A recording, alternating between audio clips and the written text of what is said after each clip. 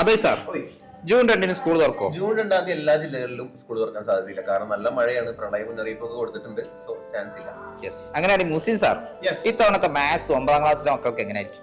Maths നേരത്തെ പഠിച്ചു തുടങ്ങിയിട്ടില്ലെങ്കിൽ കുറച്ച് പണി കിട്ടും. 9ാം ക്ലാസ് ആണ് 8നും 10നും അപേക്ഷിച്ച് കുറച്ച് ടഫുള്ള സബ്ജക്ട്. യെസ്. അപ്പൊ അതാണ് മാത്സിന്റെ അവസ്ഥ.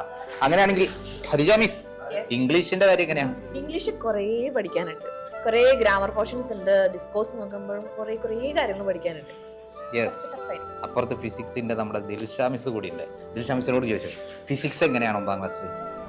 കുറെ ചാപ്റ്റേഴ്സ് പഠിക്കാനുണ്ട്, കുറെ കണ്ടന്റ് ഉണ്ട്. SLC-നേക്കാൾ കുറച്ച് ടഫാണ്. യെസ്. അങ്ങനെയാണെങ്കിൽ ATR മിസ്, 9ാം ക്ലാസ്സിലെ മക്കൾക്ക് വേണ്ടിയിട്ട് നമുക്ക് എന്തെങ്കിലും ചെയ്തു കൊടുക്കണ്ടേ?